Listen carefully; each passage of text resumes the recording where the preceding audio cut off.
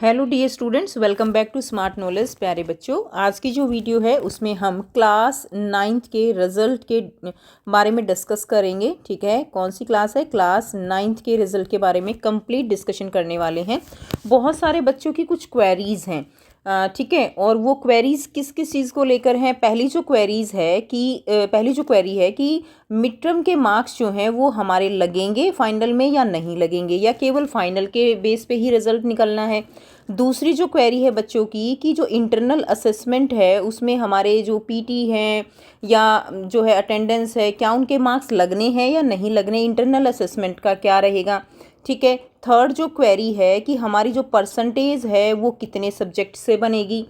Fourth जो query है कि जो रिज़ल्ट हमारा डिक्लेयर होगा उसमें वो हमें अपीयर कैसे होगा, ठीक है, वो किस तरह से आएगा। तो ये सारी बातें हम इस वीडियो में डिस्कस करने वाले हैं।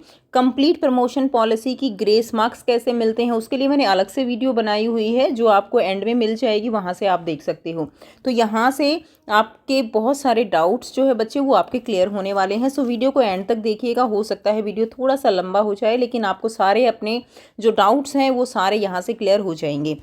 चलिए, अब मैंने आपको यहाँ पर साइंस और इस तरह से सोशल साइंस, इस तरह से जो मार्क्स हैं वो कुछ शेयर किए हुए हैं। अब आपको इसको देखने से कुछ समझ नहीं आ रहा कि ये हो क्या रहा है, लेकिन अब हम इसको मैं आपको समझाऊंगी कि इसमें क्या कुछ हो रहा है। तो देखिए, ये जो 29 मार्क्स हैं, हम साइंस के बारे में बात कर रहे हैं। ये जो 29 मार्क्स हैं ये आपके मिड टर्म के मार्क्स हैं। ठीक है, जो बच्चे ये कह रहे हैं ना कि मिड टर्म लगेगा नहीं लगेगा, तो ये रिजल्ट आपका इस तरह से फाइनल बनना है। ठीक है, तो ये मिड टर्म के मार्क्स हैं। अब मिड टर्म का पेपर आपका जो हुआ था बेटा वो कितने का हुआ था? 80 का हुआ था। अब 80 का जो मिड टर्म का पेपर हुआ उसके आपके कन्वर्ट होके जो मार्क्स लगने हैं फाइनल में वो 30 में से लगने हैं, यानी 80 को कन्वर्ट कर दिया जाएगा 30 में। ठीक है, अच्छा, नंबर 5 पॉइंट यहाँ पे मैं आपको कन्वर्जन कैसे करते हैं, कन्वर्जन मार्क्स को कन्वर्ट कैसे किया जाता है वो भी आपको इस वीडियो में ही बताऊंगी। क्लियर? तो इतनी सारी डाउट्स आपके क्लियर होते चले जाएंगे।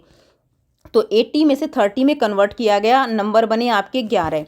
अब यहीं पे हम इसी स्टेप में क्लियर कर लेते हैं कि 80 को 30 में कन्वर्ट कैसे किया गया है। तो आप जैसे नॉर्मल करते हो ना कि भाई 80 में से अगर कन्वर्ट करें तो 30 पूरे आएँ, एक में से करें तो 30/80 आ जाएं, और 29 आए 80 में से, तो 29 को अगर 30 में कन्वर्ट किया जाएगा तो 30/80 मल्टीप्लाइड बाय 29, 0 से 0, तो 29 को 3/8 से मल्टीप्लाई कर दीजिए, आंसर कितना आएगा? 10.8 आएगा। अब 10.8 है यानी 0.5 या उससे ऊपर है तो अगली डिजिट लग जाती है, तो 11 है ना। तो यहाँ पे मार्क्स कितने लग गए? 11। अगर यहाँ पे 10.8 की जगह किसी भी केस में 10.3 आ जाता तो मार्क्स 10 लगते, ना कि 11 लगते।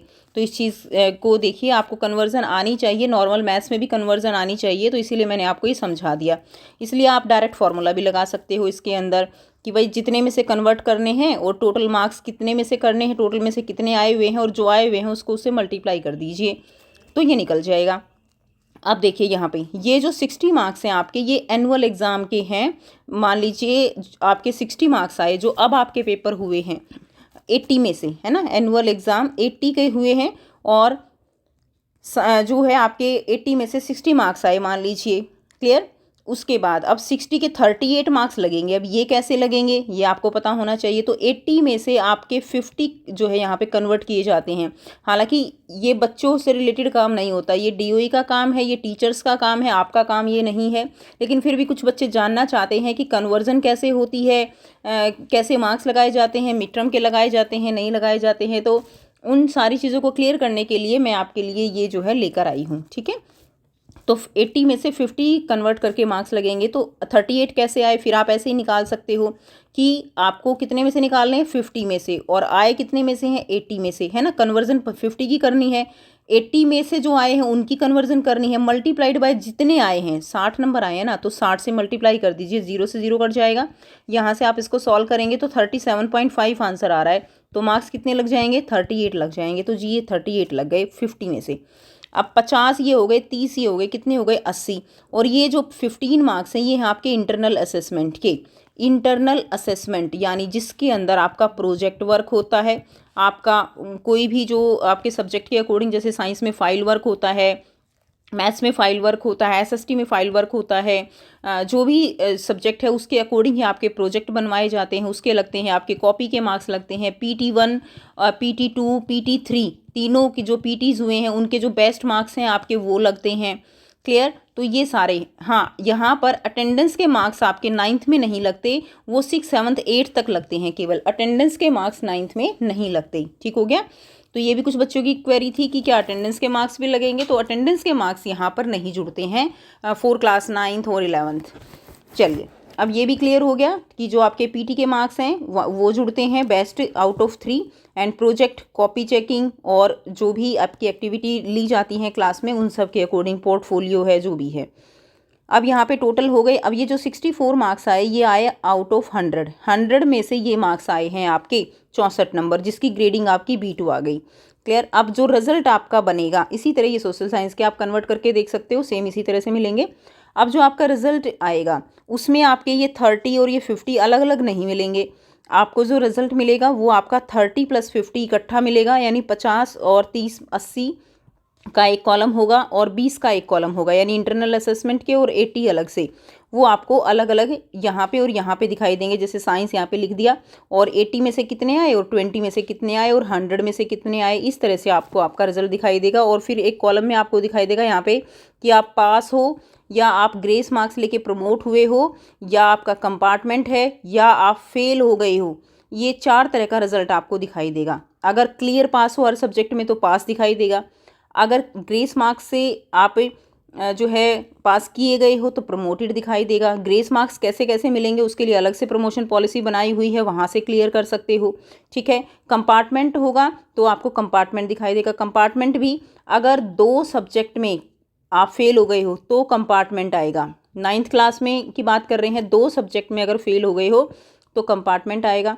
अगर 2 से ज़्यादा में हो गए हो, 3 में हो गए हो, 4 में हो गए हो, तो क्लियर फेल हो जाओगे, क्लियर फेल हो जाओगे। क्लियर हो गया? यानी केवल 2 में कंपार्टमेंट। उसके बाद लैंग्वेज का और थोड़ा सा क्लियर कर देती हूँ, कुछ बच्चों को डाउट है। तो लैंग्वेज में क्या है कि देखिए, आपकी 3 लैंग्वेज होती हैं, इंग्लिश, हिंदी और तीसरी क्या रहेगी? संस्कृत। ठीक है? या पंजाबी, उर्दू, कुछ भी हो सकता है, जिन बच्चों के पास जो भी होगी। 3 लैंग्वेज हैं, संस्कृत मान के चल रहे हैं। अब इसमें क्या है कि मान लीजिए आप इंग्लिश में फेल हो जाते हो, ठीक है, तो हिंदी और संस्कृत के मार्क्स जुड़ जाएंगे, लेकिन इंग्लिश का पेपर आपको देना कंपलसरी रहेगा कंपार्टमेंट के साथ, नहीं तो आप 10th में इंग्लिश नहीं दी जाएगी। ये कंपलसरी है कि आपको फिर इंग्लिश का पेपर देना ही होगा और उसमें पास होना ही होगा। अब हम बात करते हैं कि आपकी परसेंटेज जो है वो कितने सब्जेक्ट से बनेगी। तो परसेंटेज आपकी बनेगी 500 से, ठीक है ना, यानी 5 सब्जेक्ट से आपकी परसेंटेज बनेगी।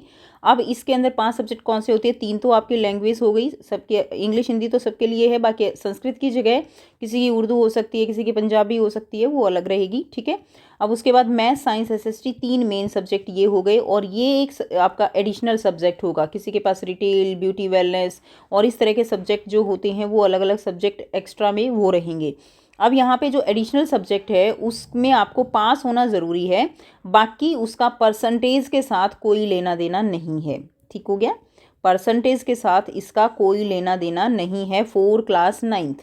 और परसेंटेज 500 में से कैसे बनेगी? 3 मेन सब्जेक्ट की परसेंटेज काउंट होती है, और साथ में 2 लैंग्वेज। अब 2 लैंग्वेज, अगर आप तीनों ही लैंग्वेज में पास हो तो आपकी इंग्लिश और हिंदी काउंट होगी। ठीक हो गया? अगर आप किसी इंग्लिश और हिंदी में से किसी एक लैंग्वेज में पास नहीं हो तो आपकी संस्कृत की काउंट हो जाएगी। क्लियर हो गया? यानी 3 लैंग्वेज में से कोई भी 2 लैंग्वेज की परसेंटेज आप इसमें ऐड करोगे निकालने के लिए, सब्जेक्ट ऐड करोगे तो 3 और 2 कितने हो गए? 5, और टोटल कितने हो गए? 100 का पेपर होता है तो जो है 500 मार्क्स में से आपको परसेंटेज निकालनी होगी।